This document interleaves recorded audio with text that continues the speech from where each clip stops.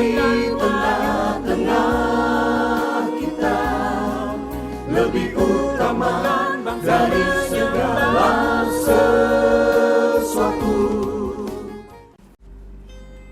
Menang atas pencobaan. Tetapi Yesus menjawab, ada tertulis, manusia hidup bukan dari roti saja, tetapi dari setiap firman yang keluar dari mulut Allah. Matius 4 ayat 4. Sahabat Iktus yang dikasihi Tuhan, kehidupan Kristen tidak dapat dipisahkan dari pencobaan, karena pencobaan diizinkan Tuhan untuk menguji iman kita, supaya level iman kita naik. Tuhan mengizinkan pencobaan yang datang kepada kita tidak melebihi kekuatan kita, sesuai dengan janjinya dalam 1 Korintus 10 ayat 13. Bahkan ia pasti memberikan jalan keluar. Bagaimana cara kita menang atas pencobaan? Diawali dengan kalimat ia dibawa oleh Roh Kudus ke padang gurun. Padang gurun adalah tempat pencobaan itu. Menurut tradisi, adalah wilayah tandus di sebelah barat Laut Mati yang sama sekali tidak terdapat tumbuhan atau tempat berteduh. Yesus masuk dalam pertempuran 1 lawan 1 dengan kuasa gelap. Dalam perikop ini, Yesus memberi teladan bagaimana ia menang atas pencobaan. Beberapa hal penting akan menolong kita mengalami kemenangan itu. 1. Arti pencobaan. Pencobaan itu adalah panah api, duri dalam daging, pemukulan, penampian, pergumulan, pertempuran, yang semua menunjukkan kesukaran dan penderitaan. Itulah sebabnya Yesus menyerahkan diri pada semua pencobaan itu untuk merendahkan diri, supaya dalam segala hal ia menjadi sama dengan manusia. Pencobaan ini menunjukkan kerendahan hati dan penghinaan atas diri Yesus, bahwa ia pernah dicobai, namun ia tidak berdosa. Tidak ada penaklukan tanpa pertempuran. Kristus dicobai agar ia bisa mengalahkan si pencoba. Iblis telah mencobai Adam pertama dan menang atasnya. Adam kedua akan mengalahkannya. Pencobaan yang membawa penghiburan bagi semua orang kudus. Dalam pencobaan yang dilalui Kristus, walaupun iblis adalah pribadi yang kuat dan yang lengkap bersenjata, namun panglima keselamatan kita tetaplah lebih kuat daripadanya. 2. Jenis pencobaan. Pencobaan yang dialami Yesus mengikuti 3 pola yang umum dialami semua manusia. Pencobaan pertama mengenai keinginan daging, termasuk di dalamnya adalah semua keinginan fisik.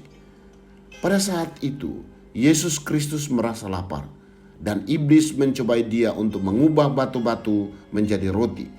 Ketika lapar, Yesus Kristus dicobai tentang kebutuhan manusiawinya, dan tentu saja sebenarnya Yesus mampu mengubah batu menjadi roti. Namun Yesus Kristus tidak tergoda untuk melakukannya. Pencobaan kedua, iblis mencoba menghasut bahwa Allah akan memerintahkan malaikat-malaikatnya untuk melindungi Yesus, bahwa memang benar Allah telah menjanjikan perlindungan malaikat, tetapi itu bukan untuk mencobai Allah. Yang ketiga, iblis menunjukkan kepadanya semua kerajaan dunia serta segala kemuliaannya yang sedap dipandang mata. Ini mengenai keinginan mata. Jika ada jalan pintas untuk menjadi Mesias dengan tidak melalui pengorbanan di kayu salib, maka inilah jalannya. 3. Kunci kemenangan atas pencobaan. Maka jawab Yesus, manusia hidup bukan dari roti saja, tetapi dari setiap firman yang keluar dari mulut Allah. Mengajarkan bahwa manusia hidup hanya dengan kekuatan firman Allah. Tuhan Yesus konsisten dalam memberi jawaban atas setiap pencobaan yang dihadapinya. Sebab ada tertulis. Ini menunjukkan bahwa satu-satunya cara untuk menang atas pencobaan adalah dengan berpegang pada firman-Nya. Tidak ada cara yang lain. Dalam pencobaan-pencobaan itu, Yesus Kristus memperlihatkan komitmen dan kesetiaannya sebagai Sang Mesias yang diutus Allah. Ia dicobai ketika ia menjadi manusia, yang di dalamnya keadaan ini pun dapat pula dicobai. Di dalam kemanusiaannya, ia tidak tergoda untuk larut dalam pencobaan-pencobaan yang diberikan kepadanya. Ia tidak jatuh ke dalam dosa karena ia setia berpegang pada kehendak Allah. Maka kita dapat sepenuhnya mengandalkan Dia. Sahabat Iktus, pencobaan memberikan tawaran kepada kita untuk menaati atau melawan perintah Allah. Iblis mengetahui titik terlemah di dalam diri kita, dan biasanya pada bagian yang lemah itu ia menyerang kita. Dalam keadaan demikian, Tuhan menginginkan agar kita tetap berpegang pada firman Tuhan yang dapat memberikan kekuatan dan kemenangan kepada kita. Tidak ada kekuatan yang lain dapat membuat kita menang atas pencobaan selain dari firman Tuhan. Saya bersyukur karena Yesus memberikan teladan kepada saya bagaimana saya dapat menang atas pencobaan, baik pencobaan untuk memperoleh kekayaan, kekuasaan, dan kedudukan dengan cara yang tidak berkenan kepada Tuhan. Karena itu, saya akan meningkatkan kesukaan saya akan firman Tuhan, karena di sanalah letak kekuatan saya sebagai Kristen sejati.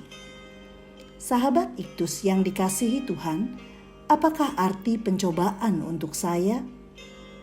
Pencobaan apa yang saya alami saat ini? Bagaimana caranya agar saya dapat mengalami kemenangan atas pencobaan? Tuhan Yesus, saya meyakini bahwa pencobaan yang saya alami tidak akan melebihi kekuatan saya. Karena itu, saya percaya bahwa Engkau pasti memberi kemampuan kepada saya untuk menanggungnya dengan kekuatan firman Tuhan. Keinginan mata, keinginan daging, dan keangkuhan hidup menjadi tantangan pencobaan yang harus saya alami setiap hari. Ya Tuhan, biarlah firman-Mu selalu meneguhkan saya untuk mengalami kemenangan atas setiap pencobaan. Amin. Berbahagialah orang yang bertahan dalam pencobaan.